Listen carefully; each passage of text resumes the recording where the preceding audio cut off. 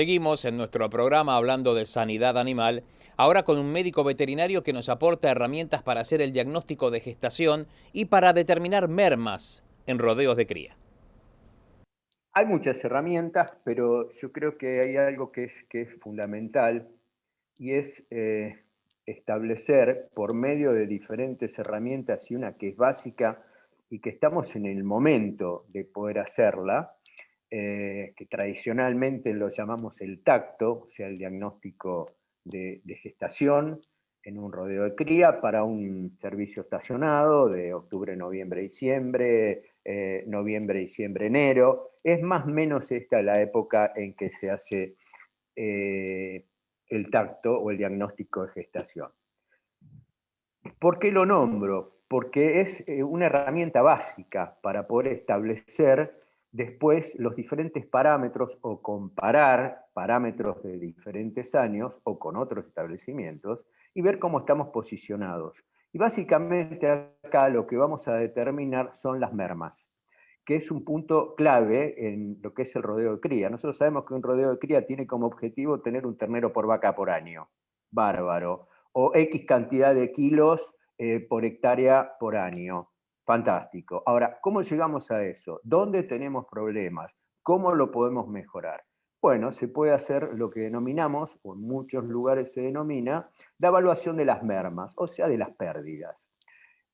Sabemos que a nivel país nuestro índice de destete no es muy alto, está en el orden promedio del 63%, 65%. Hay un margen muy amplio en todo esto, hay establecimientos que tienen un 5 o un 8% de merma, y hablo acá de lo siguiente. Nosotros podemos hacer o establecer las pérdidas entre la preñez y la aparición, entre la aparición y el destete, o entre la preñez y el destete, que en definitiva nos va a dar la cantidad de terneros logrados por año. Ujú. Entonces, cuando nosotros hacemos el tacto, que es esta herramienta de manejo que nos permite ordenar, clasificar nuestro rodeo, eliminar las vacas que están vacías, eh, eliminar las vacas viejas, sin diente, que denominamos las que crían último ternero, CUT, esas si están preñadas, quedan en el campo, paren, y una vez destetadas, se refugan del campo, y bueno, el ternero obviamente será el destino que corresponda. Evidentemente, estas pérdidas hay que cuantificarlas. Entonces, nosotros podemos decir, bueno, ¿qué pérdidas tenemos entre la preñez y el destete? Entonces, lo vamos a saber siguiendo los pasos. Es decir, bueno, entré a servicio tantas vacas, se preñaron tantas, de las preñadas parieron tantas, y de las paridas desteté tantos terneros. Eso sería, a grosso modo, cómo funciona esto. Hay un trabajo del CREA muy interesante que habla de los porcentajes de merma, y creo que son alrededor de 700 relevamientos hechos, el porcentaje de merma que les da es de 8 punto y pico por ciento.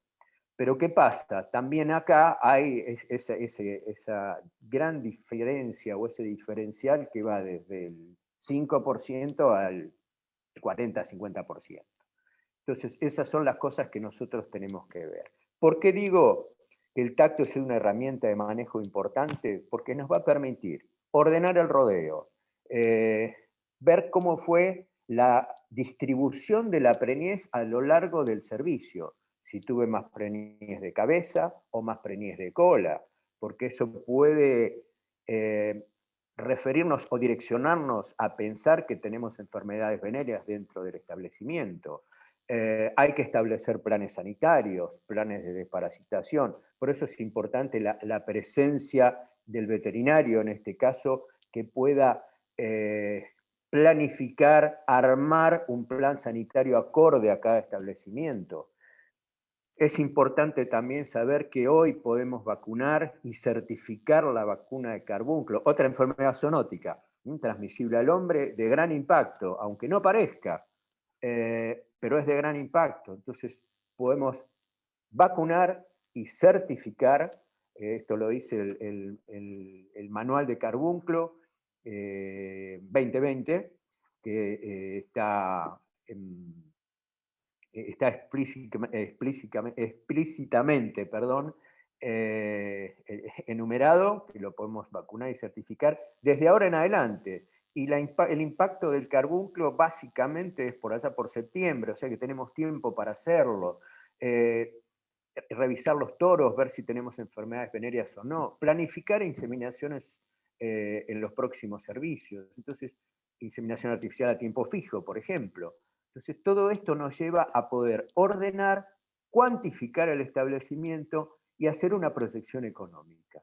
Entonces, yo creo que de todo esto es muy importante que tanto el productor como los profesionales que lo asesoran puedan acordar un plan de trabajo en equipo y tener una asociación sustentable, ¿no es cierto?, que se pueda mantener en el tiempo. Esto es básicamente lo conceptual de las mermas. Después podemos entrar mucho más en detalle, pero necesitaríamos también mucho más tiempo para poder hacerlo. ¿Se puede decir que a lo mejor el incumplimiento o la falta de prevención en algunos de estos aspectos puede repercutir en una proporción mucho mayor económica en el final, digamos, del sistema? Sí, sí, sin duda, sin duda.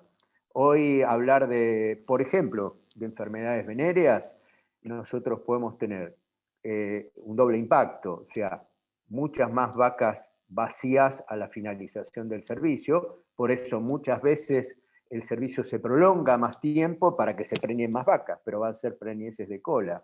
Y si nosotros hacemos un destete a fecha fija, por ejemplo en abril, nos quedarán vacas vacías o, si tenemos muchas preñeces de cola, terneros mucho más livianos que si fueran de cabeza.